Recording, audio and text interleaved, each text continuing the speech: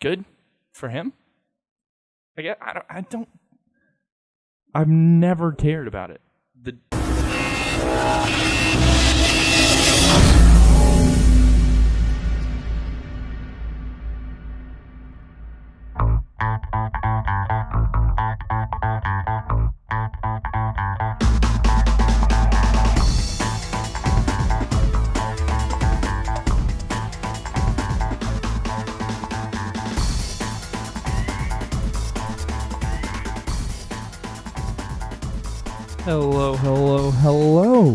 Hello, everybody. Welcome to the Bristol Podcast. My name is Carter Gustin, and I am so glad that you're here joining me for the next half hour or so here with the Bristol Podcast. It's going to be a good show. Today. I'm going to recap you with a few things that went on. I'm just going to go ahead and jump right into it. I'm going to recap you a few things that went on this past weekend. I'm not going to spend too much time on it, but I will mention it. The Euro final is over, and the game it happened. Wasn't that exciting, really. Nothing really crazy happened except for the fact that Cristiano Ronaldo got hurt, went out of the game in like the 25th minute, which honestly was the best thing to happen to Portugal. So, which was weird. It's a weird thing to think about, that the best player, arguably the best player in the world, going down to injury in the 25th minute of the game is the best thing that happened, but I think it was the best thing that happened. But anyways, Portugal and France fought it out on the pitch on Sunday, and it was just a boring game. Ended 0-0, went to extra time. First extra time ended 0-0. Second one, an 8-air for Portugal, was able to connect 1-0. And that's how it ended. Nothing really crazy. A lot of missed opportunities. Both France and Portugal hitting one off the post late in the game that could have put it away.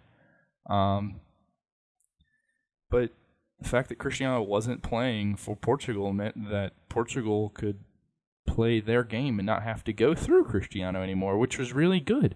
Which was really good for them, because that meant that they could just kind of take it how they went. That back line stood strong as ever and withstood a very strong and powerful attack from France the entire game, and took their chances when they needed it. And late in the game, it was a breakaway chance, one-on-one. I mean, he was just out there. It was a long shot too. Adair just took it, fired it on net, and it found it. And there you go. Cristiano now has a major international soccer tournament trophy. Something has been escaping him his entire career so far. And he has one more than Messi has. But I'll move on to the next little thing. Tim Duncan. What a man. He announced in typical Tim Duncan how appropriate that is him, and this is the way he did it. Tim Duncan just kind of quietly said, I'm done. No one's really surprised. He played, 19 seasons, I think is what it was. Yeah, Kobe was 20. He was 19 seasons for Tim Duncan. Arguably one of the greatest of all times. GOAT for sure. You know, and it's the game. It's sad to see that, you know, it's gonna be weird watching the NBA and not seeing old reliable Tim Duncan out there on the floor. But it was time to go. He's paid his dues. He's played forever, and he's done incredible things. You know, arguably one of the greatest players ever. I heard an argument earlier. Is he one of the greatest power forwards of all time? And then the argument was, is he even a power forward?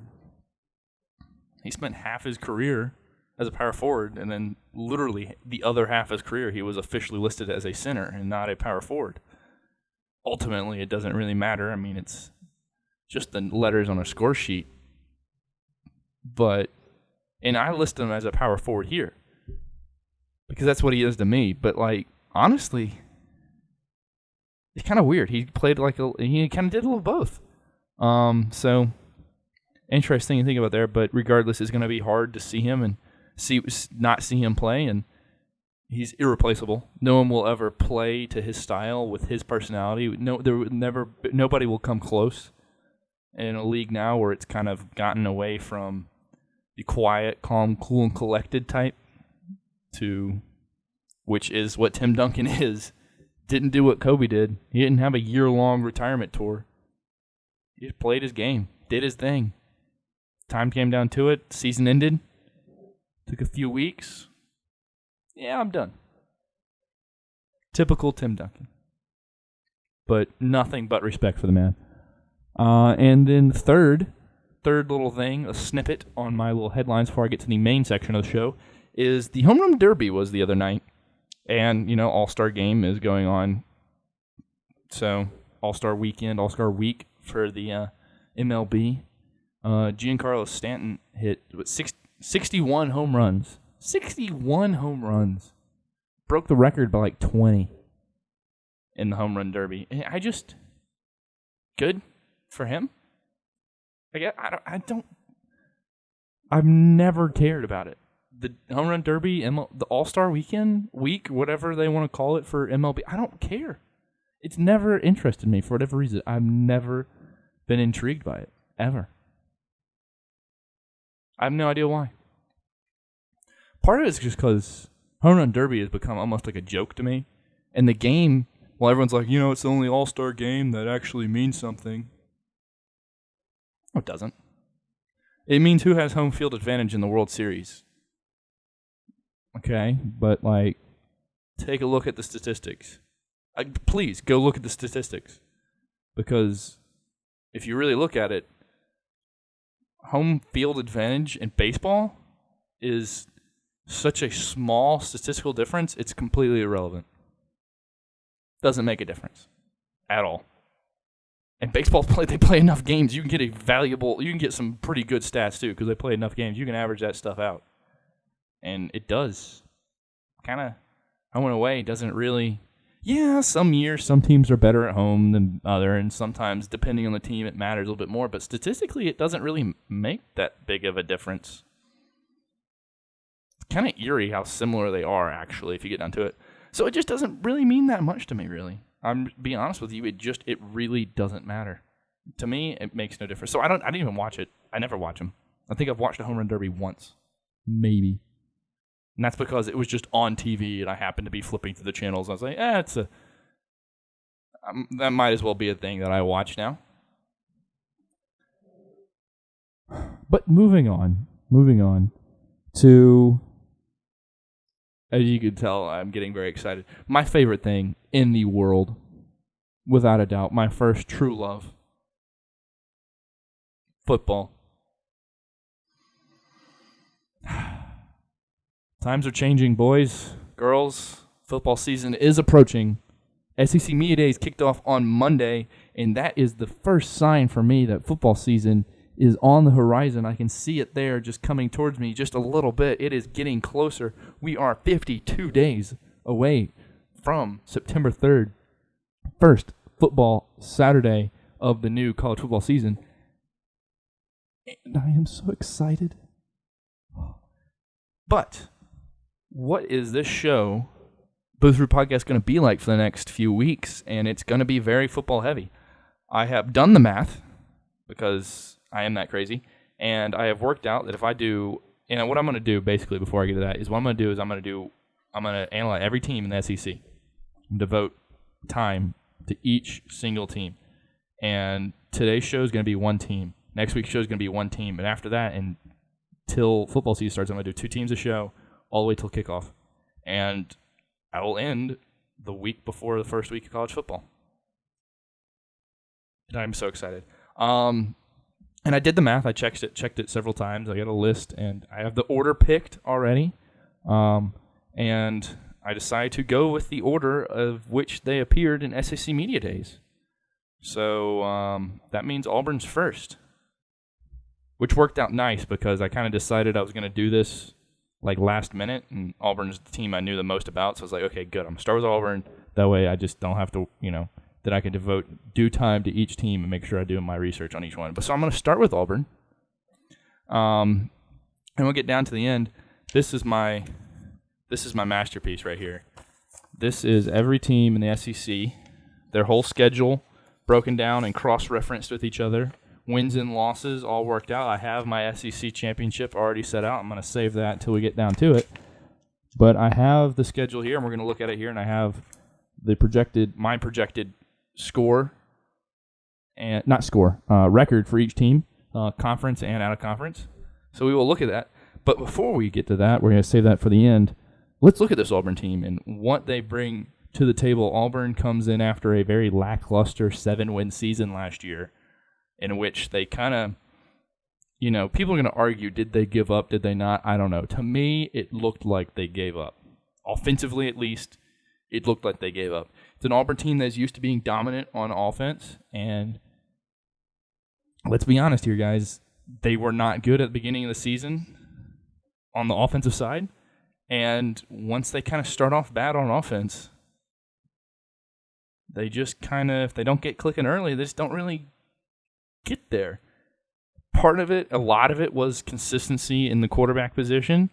We had consistently, it was just consistently bad is the problem. We need to be consistently good, or at least consistently average with the way this the offense is set up. And we didn't have that last year.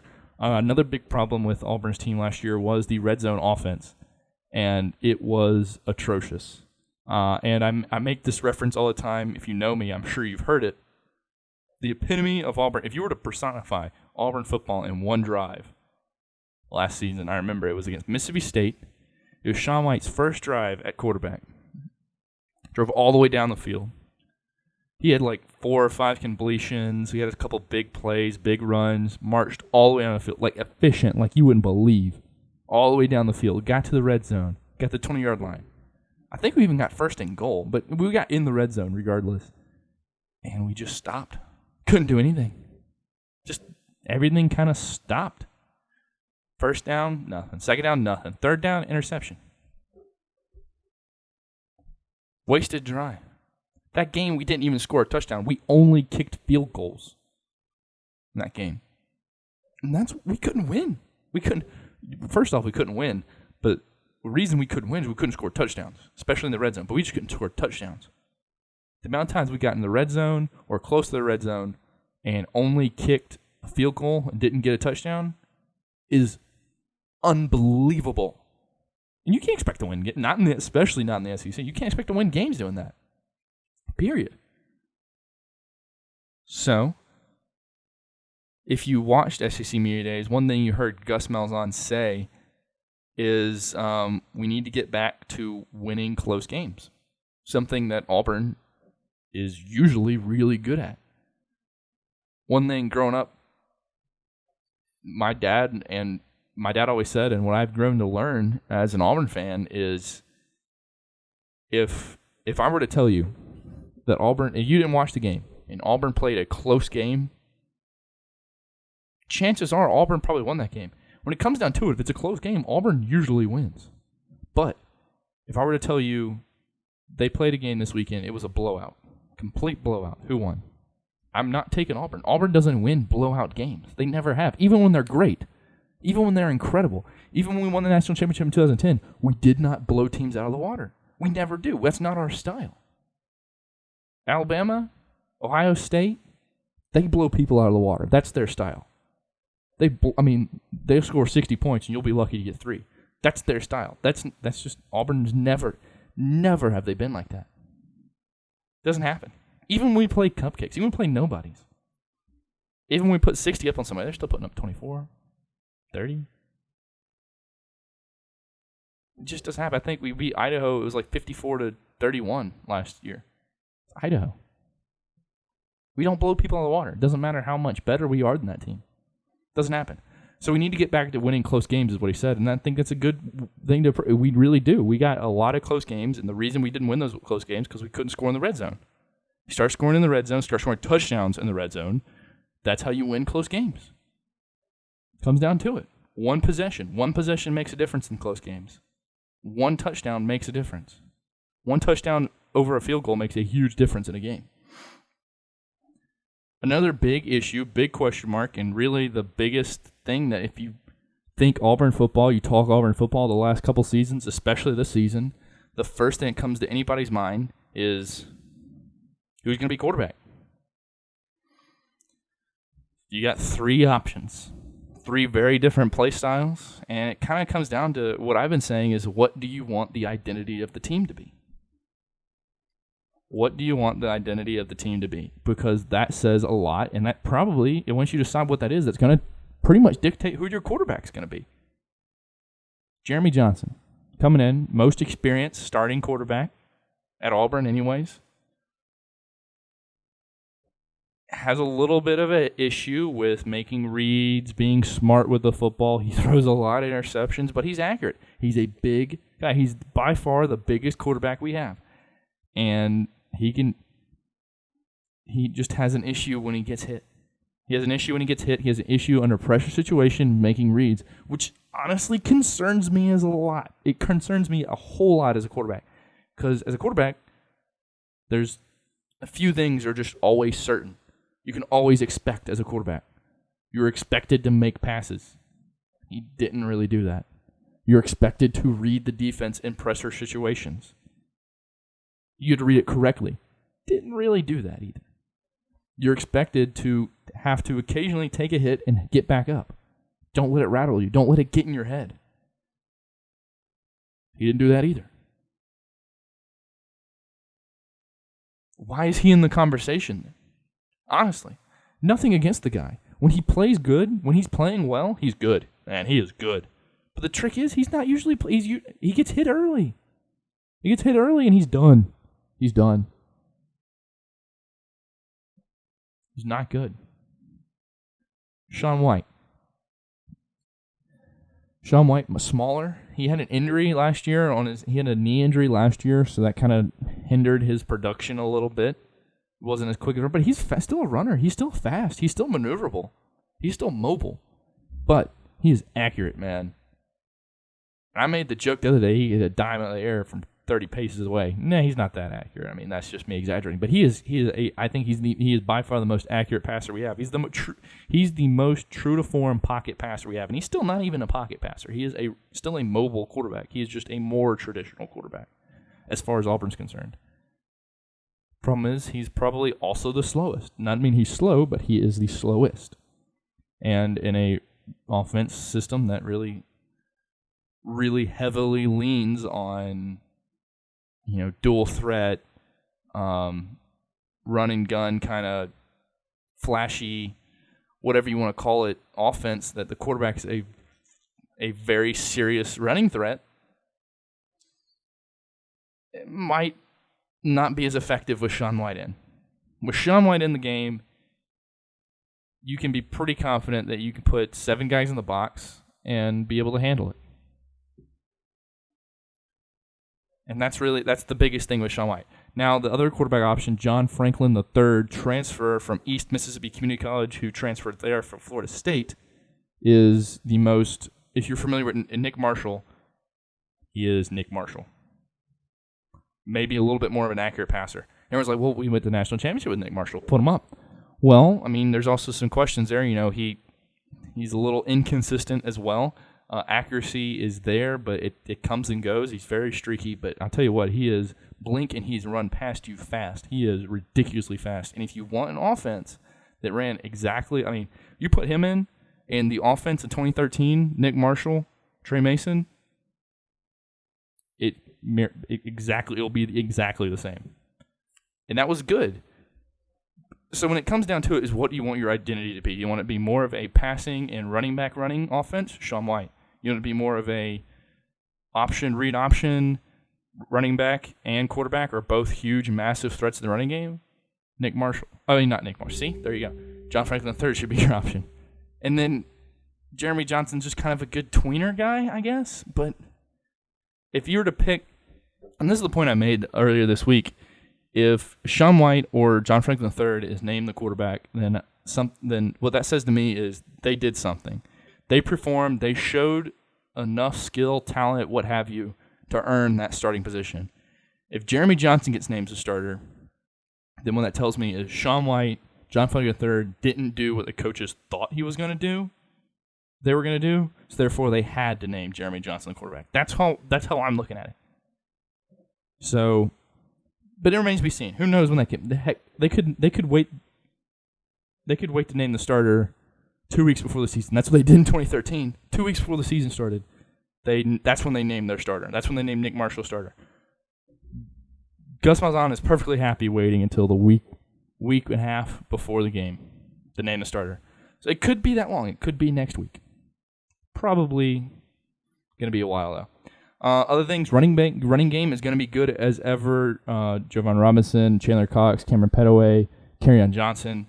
Of course, we lost Rock Thomas, but, not really sad to see him go. Of course, I'd like to see him perform well. He's at Jacksonville State now, but there's a reason he left. It's because he knew he wasn't getting any time, because he knew he wasn't good enough to get any time.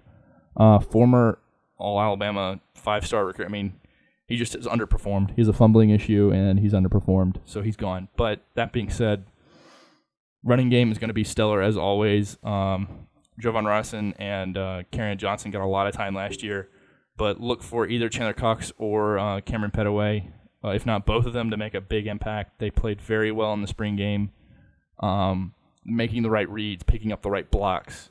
That's what they did very well in the spring game. So expect to see them as well. It's going to be run by committee, as it normally is with the Gus Malzahn offense. But there are just a lot of question marks on the offensive side. Who's going to be quarterback? Who's going to be the number one running back? Probably. Who's going to be the number one running back? Because we don't know. Who's going to be the number one receiver? Marcus Davis. He went to media days. But besides that, who else is there? A lot of question marks on the Auburn offense. Where there are not a lot of question marks, though, on Auburn is the defense. And the defense is actually, from what Gus Malzahn even said, is probably the best he's had coming into a season, which is weird with a team that's so offensive-focused. Of course, we lost Will Muschamp as the defensive coordinator. Not surprised there. Got Steele in from LSU, who runs a very similar style. So that means he could pick up right where Muschamp left off. Right there. Very similar style. Which means the recruits fit into his system the same way. That means the players don't really have to learn many things new. They're not changing something radically. And last year, honestly, they did not start off in a good place, but where they had ended, they showed progression throughout the year. They got better. And I expect nothing more but growth out of them even better. So I think the defense is going to be work really well this year. That defensive line, honestly, and this is not just the Auburn fan in me speaking, the defensive line, barring they stay healthy, could be one of the best in the nation.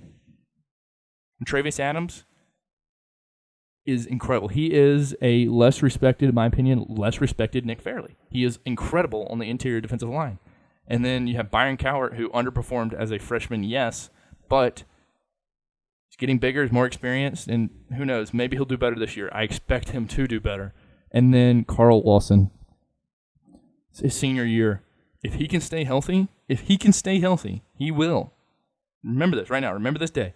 If Carl Lawson can stay healthy, he will break the single-season sack record held by Auburn. And I don't even know who that is. I don't know how many that is. That's how. It doesn't matter. That's how good Carl Lawson is. If he can stay healthy, and God, it's a big if. But if he can, that's what he'll do. And I'm telling you, he is that good. And the defensive line is going to be great, on top of the fact that Carlton Davis is one of the better defensive cornerbacks in the league. He's young, man. He is young. But as a super young player, having the confidence that these coaches they did last year, and he was a freshman, to leave him out on the island alone, confidence like that, you can't buy that confidence out of a coach, especially of a young defensive back. In the SEC, they leave him out on the island all the time. He's great. It's going to be hard to pass against him. And then Jonathan Ford as well. He's still here. I was surprised. I thought he was gone, to be honest with you. But he's back. He's a senior this year, so this is his last year. And he's been a starter for several years as well. The offense has a lot of question marks, but the defense, I think the defense can help us this year. The defense could help them stay in games. And as long as the offense finds their answer, starts to click, they might get somewhere. But let's move on here to my work of art. I spent a good while looking at this. And just kind of looking at the schedule very quickly. They open up with Clemson on a Saturday night in Jordan-Hare. And then the first 5 games of the season are all home games. So that's that's good for a team that's trying to find its identity. Having games at home helps you with that. You have less pressure on you. Playing Clemson, then Arkansas State at home, Texas A&M at home, LSU at home, then UL Monroe at home, Their first road game is in Mississippi State, then coming back to Jordan-Hare for playing Arkansas, going back to Mississippi to play Ole Miss, coming home again to play Vanderbilt, going to Athens, Georgia to play Georgia, coming home for a tune-up game playing Alabama A&M, and then finishing it out in Tuscaloosa against the Alabama Crimson Tide. That is a rough schedule. The month of September, according to the FPI, is the second toughest for Auburn, playing Clemson, Arkansas State, Texas A&M, and LSU. Arkansas State, of course, isn't that difficult, but they are still a good team. They're not your regular old cupcake. They're still going to be tough to beat, but I think Auburn will handle it better. This season could go in very different directions depending on how a few key games go. Key game number one, of course, that first game, Clemson in Jordan-Hare, game one against probably one of the best opponents they're going to play. I mean, Auburn bookends their season with the two teams that played the national championship last year, so you're going to get good play out of them. That game's going to be very interesting. Do I think Auburn is better than Clemson? No. Clemson's one of the most talented teams in the SEC. Not in the SEC, in the nation. But there's something to be said for game one of a season. And for Clemson on the road at night, game one, anything can happen. So that'll be an interesting game for sure. I have that one marked down on my list as an L, but I would not be surprised if Auburn's able to win that one, and then I have them going. I actually even have them, and then the next key game really for me is LSU. LSU is without a doubt probably the most talented team, one of the most talented teams in the SEC, maybe besides Tennessee. Definitely the most talented team in the West. But the problem with LSU for me is talented, yes. Talent doesn't win games. Well, yes, they're talented skill-wise. Remains to be seen what is on the field. So coming in the fourth game of the season, that's a big game. That's a key game for Auburn. I have them winning that one right now. And then that's really it all the way until you get down to Georgia and Alabama, and I have both of those marked down as L's as well. Both those on the road. Alabama is just that's a tough place to play, and where Auburn is and where Alabama is, it's just too much. Georgia, I really see it as a toss-up game. I put that one down as an L just because that was on the road, really. That's what it came down to. An away game in Athens. That's a tough place to play as well, between the hedges. So for those of you counting at home, that puts Auburn at 9-3, 6-2 in the SEC. Losses coming to Clemson, Georgia, and Alabama, and wins against LSU and Texas A&M, Arkansas. So those are some key wins, key losses as well. I think it's a very admittedly, that's a very optimistic outlook. The argument could be said that Texas A&M, LSU, and Georgia, maybe even Ole Miss, are all losses as well. So these are going to be a lot of hard games for Auburn. It's week in, week out. It's going to be difficult. And going back to how Gus Malzahn had his press conference at Media Days, got to get back to winning close games, and that's going to be a key for Auburn. But that's the first team done, 9-3, 6-2 in the SEC. The Auburn Tigers, that is what I see them doing. Game 1 against the Clemson Tigers, Saturday night, September 3rd, in Jordan-Hare Stadium on ESPN. It's going to be a great game. I'll be on the field for that one, recording, filming, doing some camera work for that. I'm excited for that game.